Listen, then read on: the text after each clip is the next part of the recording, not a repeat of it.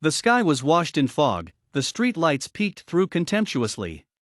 The sound of sirens and screeching tires created an ear-splitting symphony. A symphony they performed almost every day. Rain started to pour down on the dirty streets, and I pulled my hood up over my hair. I sighed angrily before stopping in front of the overbearing and dooming building of my place of work. It looked much like a prison in the dim light of early morning. It was surrounded by other prison-like buildings on every side. I clenched my fists before stomping my way through the front door. I shook the cold rain from my coat before taking my insignificant seat at my insignificant desk next to my insignificant coworkers. I dazed my way through the day as usual. When the sun had set once again, I picked up my things and put my damp coat back on. I made my way through the building. I reached the clock-out desk. On the notification board behind the secretary was an ad for a tropical vacation that would be paid for by the company. I realized I had not wanted something more than I wanted to go on that tropical vacation.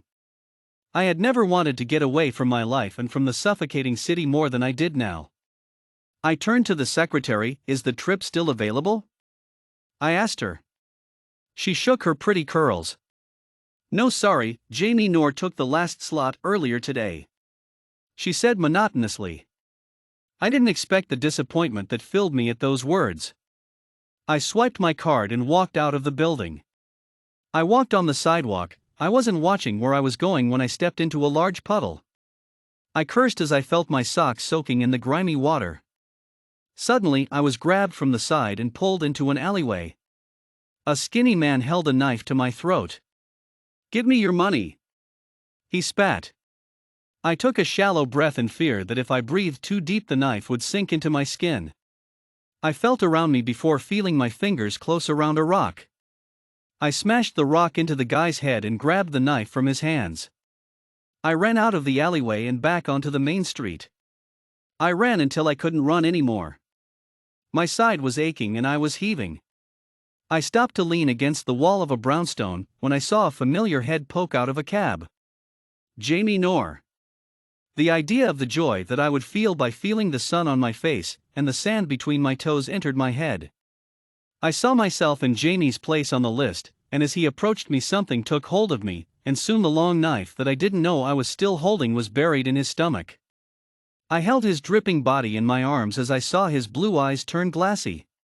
I wasted no time before dragging his cooling body in between two brownstones. I wiped the blood off of me as much as I could before continuing on my way home. I kept looking back in fear that someone had seen me. But mostly, I was thinking about the luxurious trip I was about to go on. As soon as I got home, I started packing. I would need a swimsuit, of course. No need for a coat where I was going, I thought gleefully. I was done with the cold. I was done with the rain. The next day, the news of Jamie's death was like a black curtain over the office. Not that it felt much different to me, it felt like a funeral every day.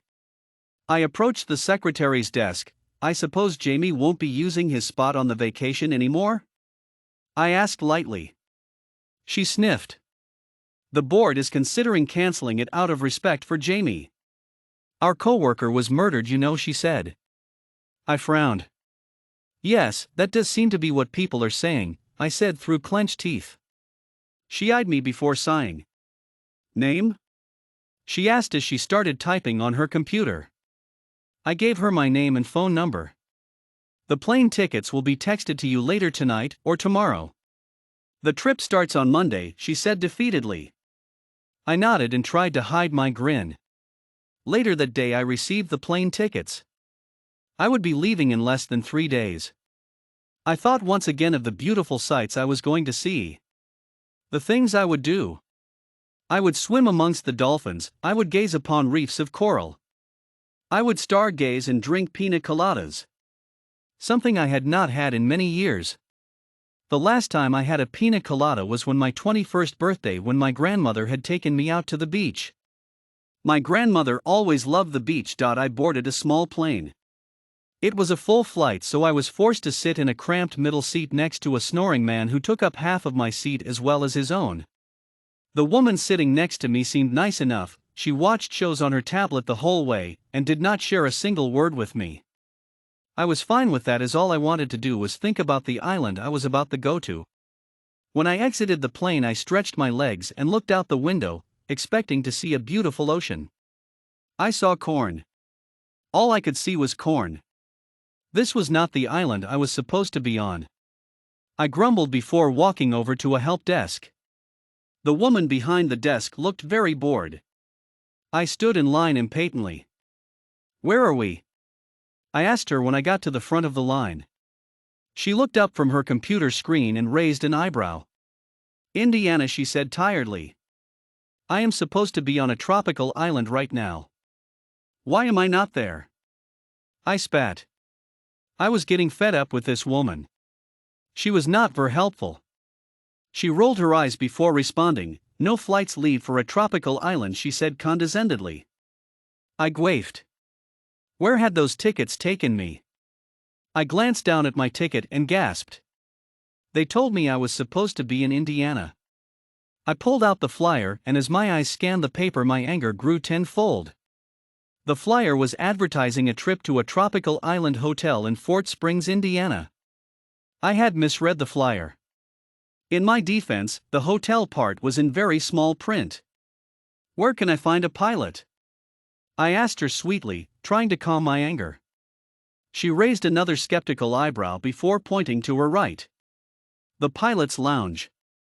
I rushed over to it. Nothing was going to stop me from going on my trip.